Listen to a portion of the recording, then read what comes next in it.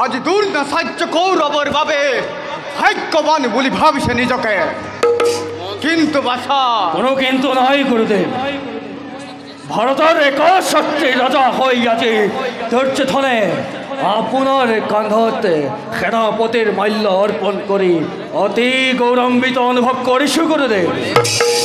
দুর্যোধন গুরুদেব আপনি আমারে হিতর কারণে হৃদয়ে চিন্তা করিয়া আহিছে চাক চমকতারে পরিপূর্ণ হই দ্রৌপদীর ভয়ম্বরত আমার ভাবেই অস্ত্র তুলি রইছিল লক্ষ্য ভেদ করিবার ভাবে যদিও বা গুরুদেব যদিও বা ব্যর্থ হল আপনি কৃষ্ণর চালনাতে। কুরুপতি গুরুদেব এই মহেন্দ্র ক্ষণক তজ শরণাতে জনাইছো এক অনুরোধ অতি সোনকালে গাই অর্চনার কপি ধ্বজ করক বিদরে আর গুরুদেব রাইকাক ভীমার গদা হইন্য করক সোনকালে তার পিছত গুরুদেব শৃঙ্খলিত হইছেন জ্যেষ্ঠ পাণ্ডব। তথাস্তু নিশ্চিন্তে থাকা বসা শূন্য হব অর্জুনের রথ গদা শূন্য হব বিকুতরণ তাহার পথত শৃঙ্খলিত হব ধর্মরাজ। উত্তম গুরুদেব তেন্তে বলা গুরুপতি বলক।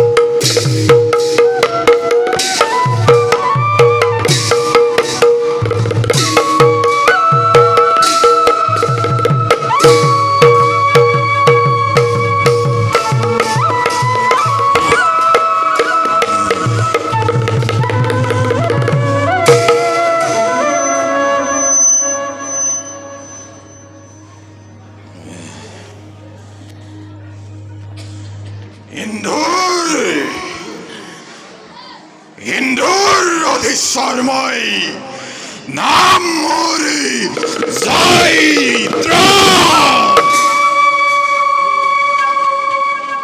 আজি মোর ভয়ত কম্পমান স্বর্গর দেবতা মৈত্যর মানব আর পাতালর পাখুকি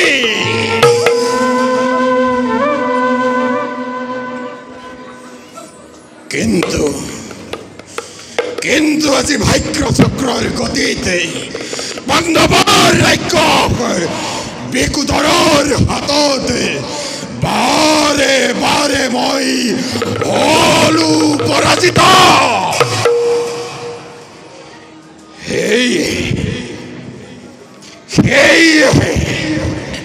তুষ্ট কৰি তপস্যাৰে তুষ্ট কৰি দেৱ হুলপানীকে লোভি ললো মই মনোনত বৰ।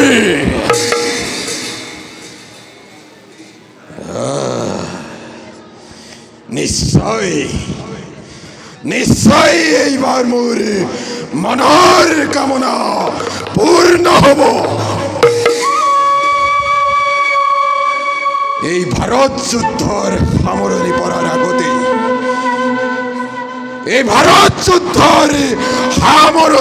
আগতে নিশ্চয় মোৰ মনৰ কামনা পূৰ্ণ হ'ব।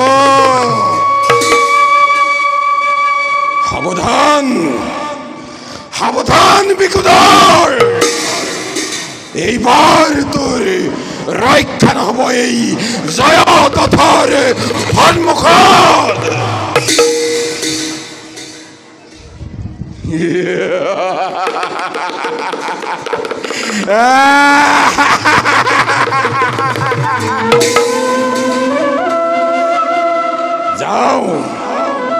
যাওঁ মই যুদ্ধৰ বাবে হওঁগৈ প্ৰস্তুত।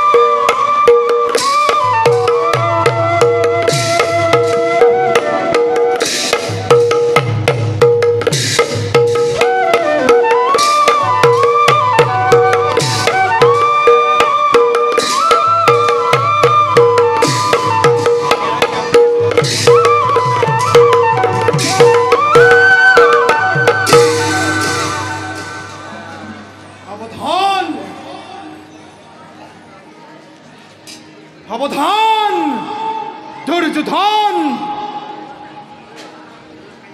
মুখৰ বাক্যৰ নাই প্ৰয়োজন। অস্তে অস্তে গদাই গদাই হওক যুদ্ধ।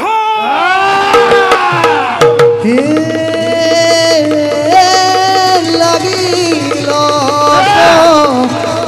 মোৰ দেখা অতি ভয় কৰ।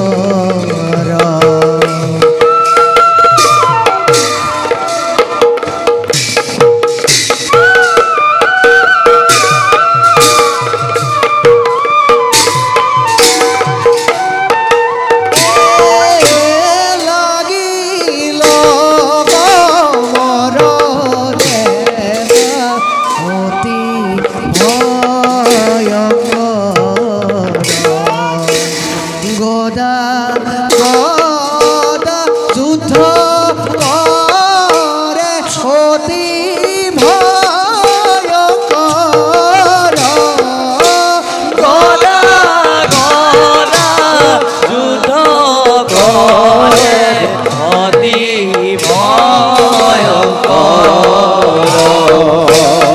নীল সমর দেখা অতি ভয়ঙ্কর নরগরে বকুমরি কপে ধরা ধরা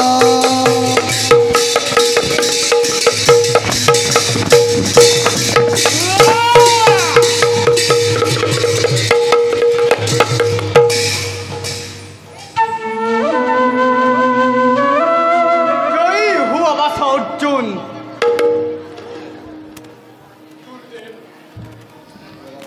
তজুস্নত প্ৰণামিষু শ্ৰদ্ধা ভক্তিৰে প্ৰাণধিক হিস্য মোৰ আশীৰ্বাদ কৰিবা গ্ৰহণ। ধন্য আজি দুৰ্ণৰ জীৱন, পুণ্য হ'ল কুৰুক্ষেত্ৰ ধাম। ধন্য আজি মাতৃবসুন্ধৰা। গুৰুদেৱ, সমৰ ক্ষেত্ৰত ক্ষত্ৰিয়ৰ ধৰ্ম পালন কৰোঁ। পূব আকাশত সূৰ্য উদয় হোৱাৰ দৰে কুৰুক্ষেত্ৰ সমৰৰ নীতি অনুসৰি কৰ্তব্যত উপস্থিত। নকৰ পিছতে ক্ষয় অমূল্য সময়। এইবাৰ প্ৰিয় শিষ্য আৰু আচাৰ্য দুনৰ তেজদীপ্ত ধমকিৰ এই পুণ্যময় কুৰুক্ষেত্ৰ হব বিনাশিত। প্ৰিয় শিষ্য অৰ্জুন মোৰ দুৰ্নাচাৰ্য আজি বিচলিত হৈছে, অন্তৰ হৈছে অস্থিৰ। গুৰুদেৱ, অৰ্জুন হাৰ ভঙা পৰিশ্ৰম কৰি হৃদয়ক সৰ্বশক্তি সঞ্চাৰিত কৰি যিটো পুলি সযতনে গ্ৰহ দিছিলোঁ তাক বাৰু নিজ হাতে মখিমূৰ কৰোঁ কেনেকৈ? বিচলিত নহ'ব আচাৰ্য। চাই লওক এই মধ্যম পাণ্ডৱাজী কেনেভাৱে ধীৰ স্থিৰ অচলতল, কেনেকৈ ৰণবদ্ধ হৈ তপ্ত ৰক্ত বিচাৰি ফুৰিছে। গুৰুদেৱ, অৰ্জুন, গুৰুদেৱ,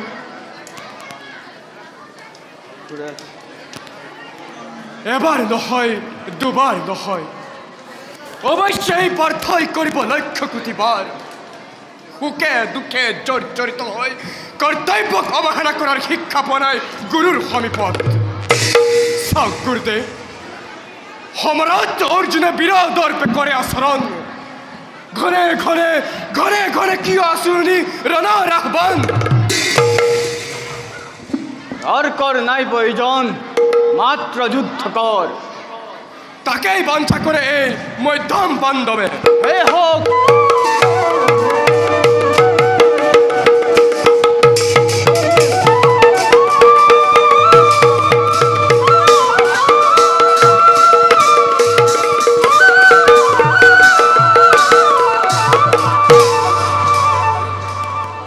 অৰ্জুন, চাই ল এইবাৰ হৰাচন্ন কৰিলো আকাশ। গুৰুদেৱ, ময়ো তেন্তে পৰিষ্কাৰ কৰিলো আকাশ।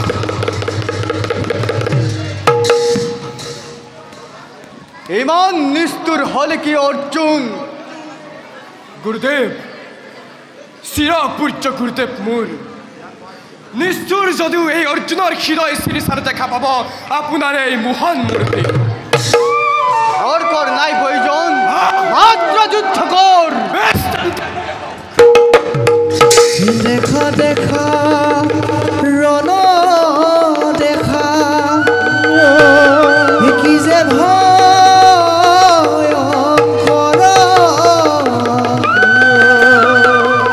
চুকা চুকা হৰ আজি এ বৰিষৰ ভৈল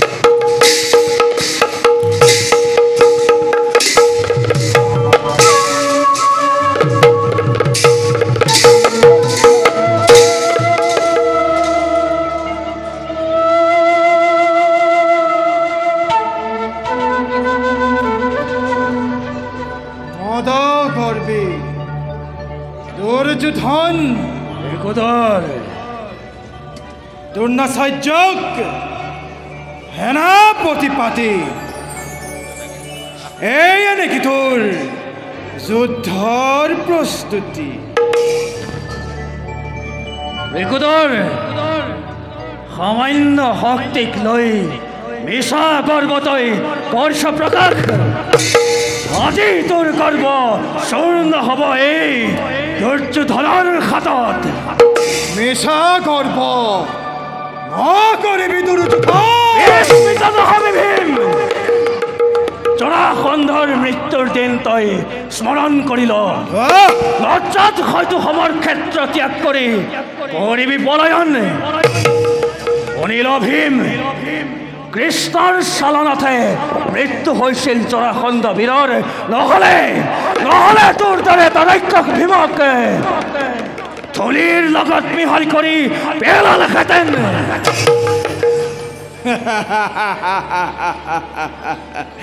মদ কৰবি দুৰ্যোধন বৰাবাসী পাণ্ডৱক নিজৰ দম্ভালি দেখুৱাবলৈ গৈ বন্দী হৈছিল তই চিত্ৰসেন গন্ধৰ্বৰ হাতত আৰু তই কলংক আৰোপ কৰ ভৃগুধৰৰ নামত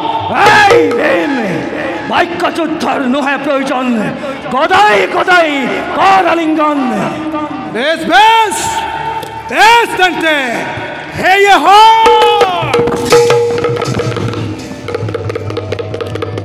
মৰ দেখা কি যে ভয়ংকৰ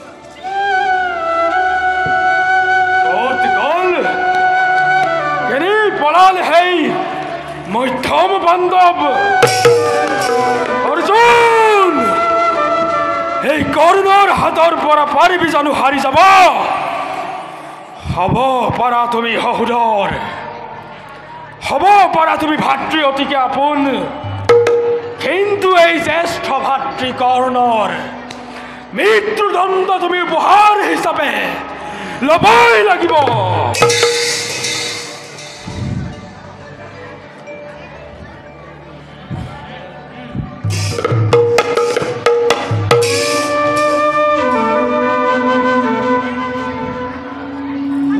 পুত্ৰ কৰ্ণ ইমান দিনে তই নিজকে লুকুৱাই ৰাখি অতি সংগোপনে কিন্তু আজি তোৰ ৰক্ষা নহ'ব এই বিকুধৰৰ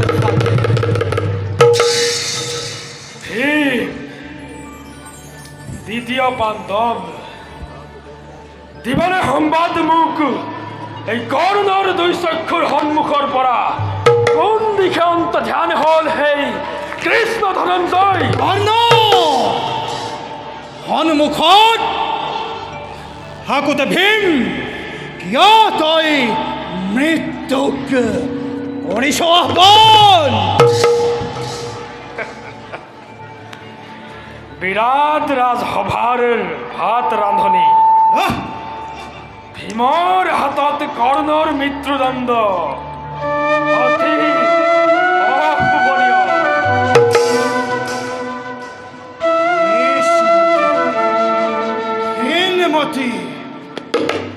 ৰথৰ দণ্ড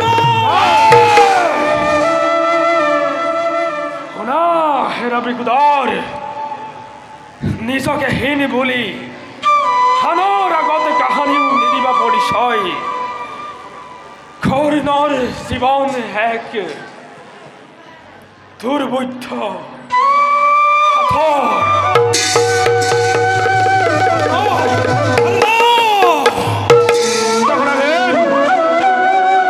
অনাৰ পৰিবৰ্তে মহান অশ্বত্থামা মহাবীৰে কৰিব পূৰণ অশ্বত্থামা বিকুদৰ মহান মহান অশ্বত্থামা অশ্বত্থামা চোৱা চোৱা চোৱা হৌ অদূৰত ভিতৰাৰ তৰ্জন গৰ্জন সুৰ নাকিত কৰে ৰথ আৰ্ধ মহাবীৰে বিকুদৰ প্ৰতিভাৰ আদৰি নকৰি বিজয় পুত্ৰক অবিচাৰ কৰিছা প্ৰতিভা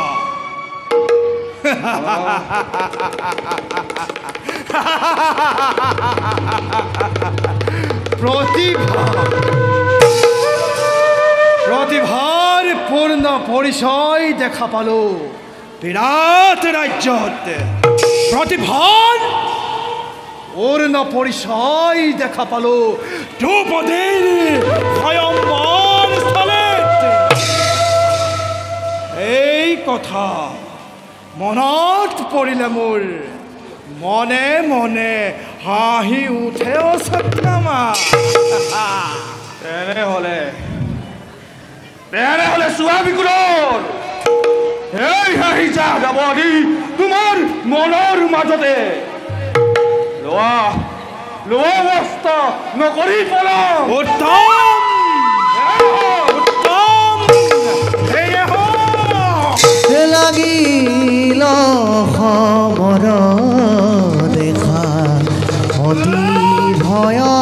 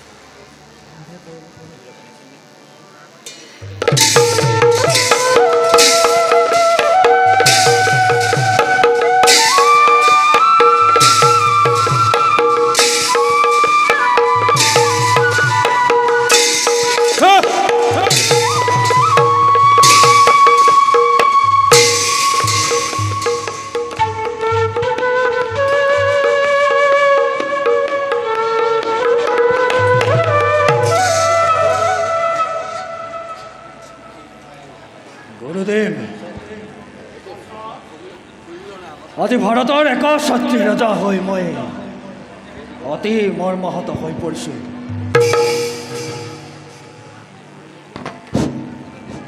এইবাৰ গুৰু দ্ৰোণাচাৰ্যই কিদৰে পাণ্ডৱৰ গৰ্ব খৰ্ব কৰিব পাৰি তাৰ এক উচিত সিদ্ধান্ত গ্ৰহণ কৰক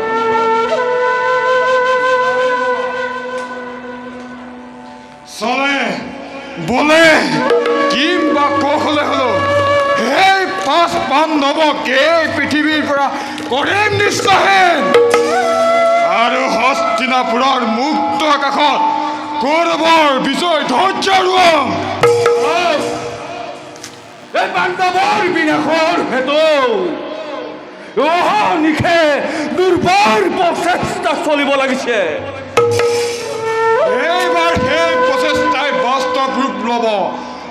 সহ্যহত দাদা আমাৰ সেই প্ৰচেষ্টাই বহুদিন পূৰ্বেই বাস্তৱ ৰূপ ল'ব লাগিছিল। ঠিকেই কৈছা ভাগিন। আমাৰ কল্পনাৰ আংশিক ৰূপ লৈছিলেহে এই কুটকলীয়া কৃষ্ণটোৱে আহি খেলি মেলি কৰি পেলালে নহয়। আপুনি উপযুক্ত অভিমত কৰিছে ভকত। এইবাৰ আচাৰ্য দুৰ্ণয় গ্ৰহণ কৰিব এক নতুন আঁচনি। পিতামহ ভীষ্মৰ দ্বাৰা যিটো কাৰ্য নহ'ল সাধন তাকেই কৰিব সাধন এই ভৰতৰাজ নন্দনে সাধন।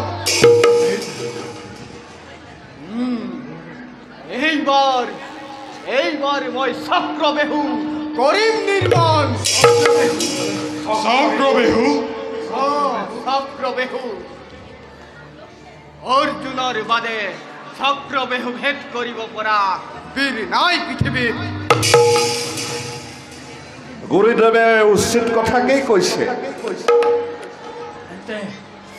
গুৰুদেৱ আপুনি অতি সোনকালে কৈ চক্ৰবেহু নিৰ্মাণৰ যোগাৰ কৰকৈ। হৃদয়হে মাগিলো আমি। যাওক গুৰুদেৱ। অশ্বত্থামা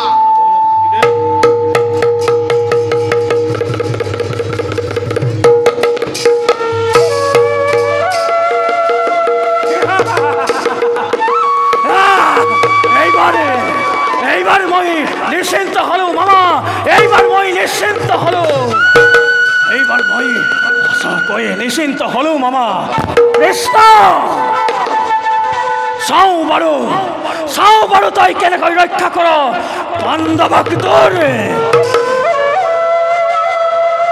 মামা ভাগিন এটা কথা কোৱাচোন।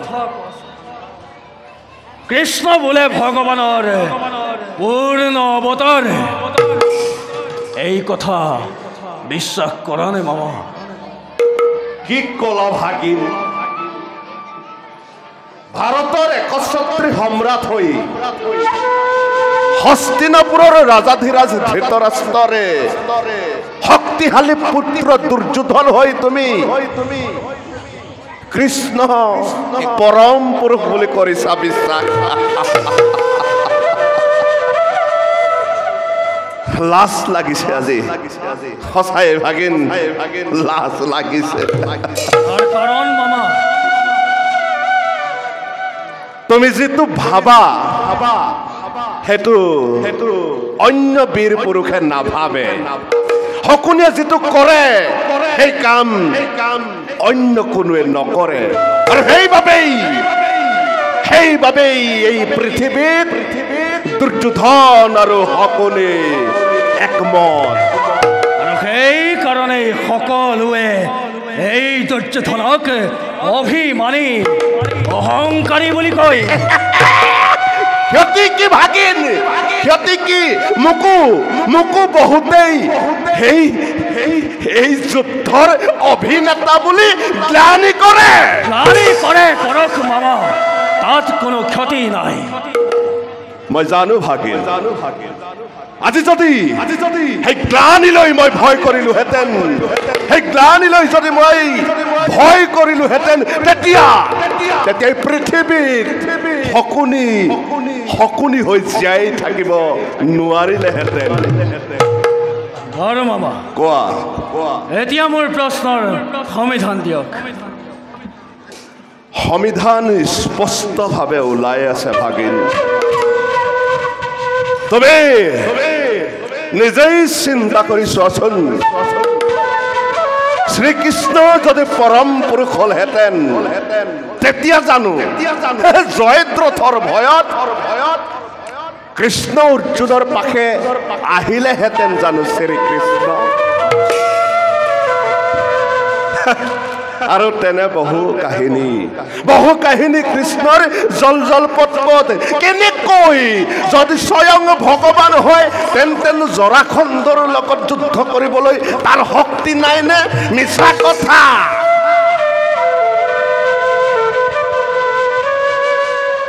মোৰ বিশ্বাস মামা সেই দুৰ্বল পাঁচ পাণ্ডৱে কৃষ্ণক বিশ্বশক্তিৰ প্ৰতিনিধি নিয়োগ কৰে আৰু আনৰ চক্ষুত পতিয়া ন্যায় ভিত্তি সঞ্চাৰ কৰায়। বিনা যুদ্ধে আমাৰ পৰা ৰাজ্য লাভ কৰিবলৈ এটা প্ৰয়াস মামা। দুখাখন এও এটা ব্যৰ্থ প্ৰয়াস মনত ৰাখিবা বৰ মামা। আৰু দুখাখন দাদা ব'লা এতিয়া আমি সমৰৰ বাবে আয়োজন কৰোঁগৈ। ব'লা দাদা।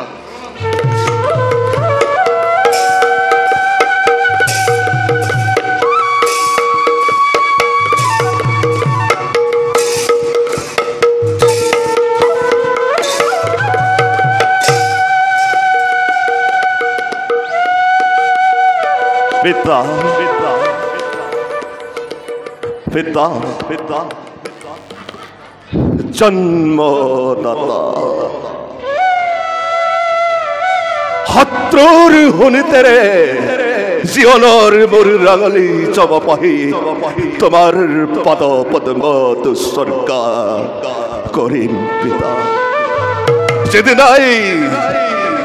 যেদিনাই পিতা ৯৯টা ভাতৃৰ প্ৰতিশোধ মই দুৰ্যোধনৰ ৯৯টা ভাতৃক অতি নৃশংসভাৱে হত্যা কৰিম। তাৰ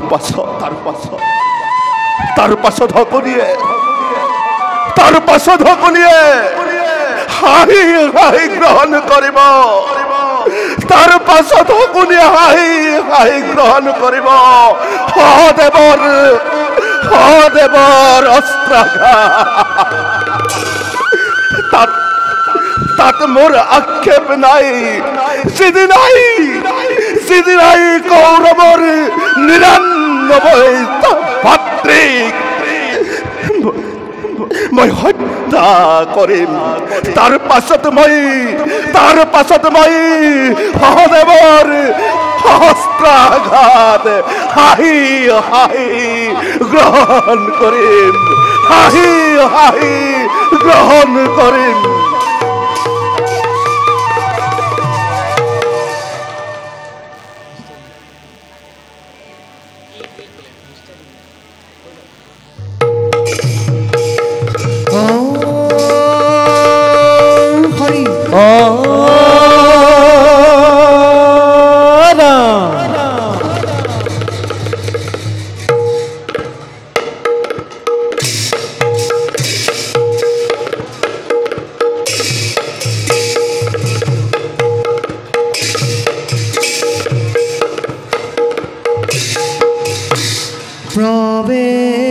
প্ৰৱেশিয়া সভা মাজে দ্ৰুপদ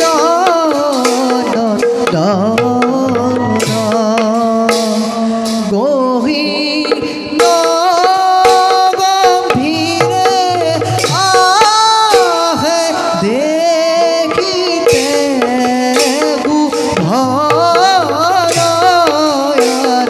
গহীন গম্ভীৰ আহে দেখিতে শুভন।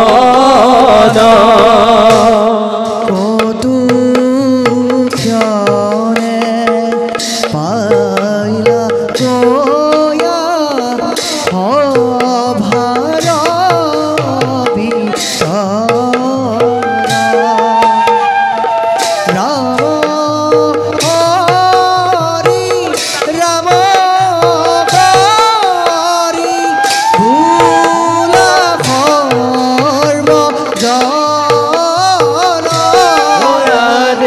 ৰাম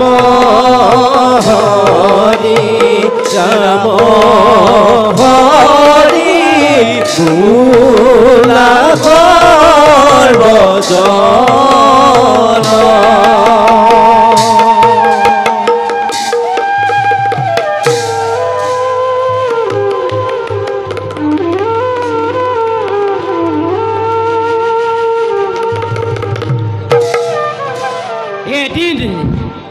এদিন কৰি 11 দিন হ'ল অতিক্ৰম। আজিও মই দ্ৰোণাচাৰ্যক কৰিব পৰা নাই নিধন কিয় কিয়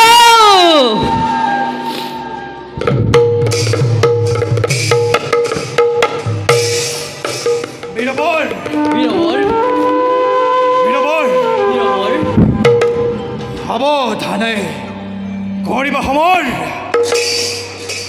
বীৰ ধনঞ্জয় লিপ্ত আছে সংসপ্ত সেনাৰ লগত আৰু দ্ৰোণাচাৰ্যৰ হাতত পাণ্ডৱসকল হৈছে পৰাজিত নিশ্চিন্তে থাকক বীৰবৰ থাকোঁতে জীৱিত এই ধৃষ্টদ্যুম্ন কাৰ কাৰ সাধ্য আছে এই ধৰ্মৰাজক বন্দী কৰিব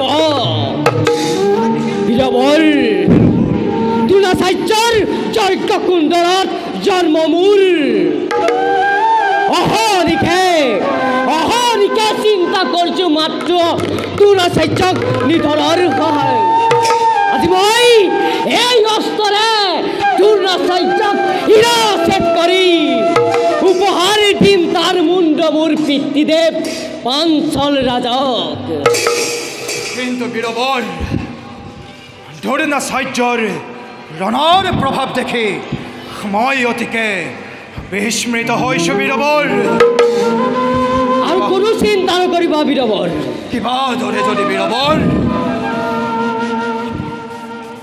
কৌৰৱৰ হাতত দাদা ধৰ্মৰাজ যদি বন্দী হ'ব লগা হয়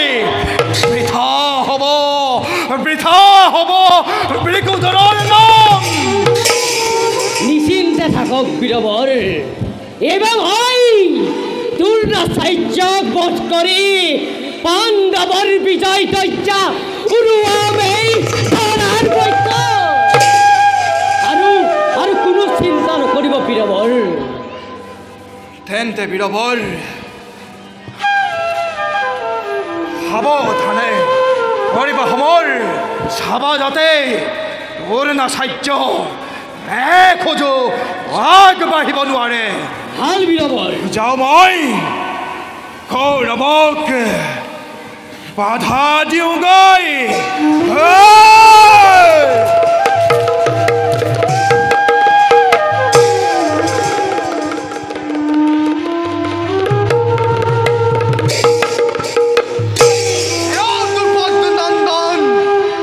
আহিছনে নিৰ্ভীক ৰূপে মৃত্যুক চিৰ আলিংগন কৰিবৰ বাবে কিয় পাহৰি গৈছ দ্ৰোণাচাৰ্য দ্ৰুপদৰাজৰ যজ্ঞকুণ্ডলত তোক বিনাশৰ হেতু এইবিধ হৈছে উদ্ধৱ আৰু অহনিশে চিন্তা কৰিছো মাথো তোক নিধনৰ উপায় এই কথা কেতিয়াও অবিদিত নহয় অৱশ্যে পাঞ্চলে ৰাজে অপমানত ক্ষুণ্ণ হৈ উদ্ভৱ কৰে তোমাক মোৰ নিধনৰ হেতু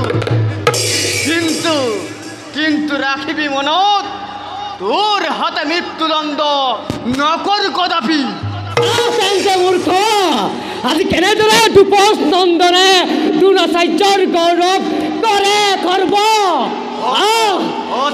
আগবাঢ়ি